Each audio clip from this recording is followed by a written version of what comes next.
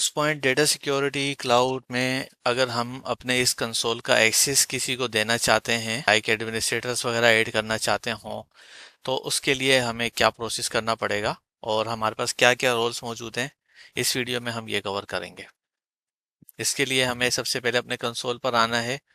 इसमें सेटिंग्स के ऑप्शन में जाएंगे, ये एडमिन्स के नाम से जो टैब है इस पर आएंगे।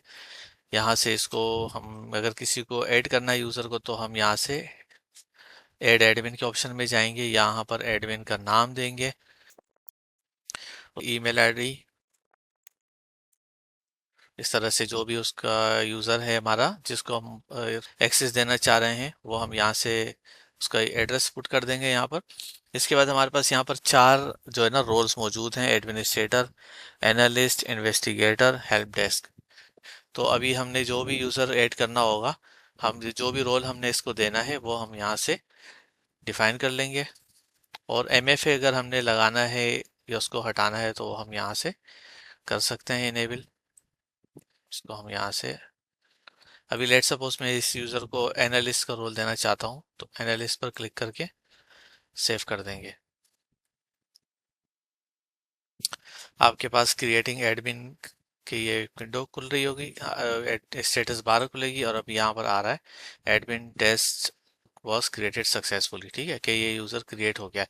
अब ये जो यूज़र का हमने ईमेल आईडी यहाँ कॉन्फ़िगर किया है, इस यूज़र के पास एक ईमेल शूट होकर आ गई होगी जिसमें इस कंसोल का URL वगैरह होगा, और जो यूज़र उस लिंक पर क्लिक करके वापस आएगा इस हमारे कंसोल पर, तो पासवर्ड सेट करेगा और MFA जो कोड है TOTP वो सेट करेगा और अपने पास ये इसको लॉगिन कर पाएगा।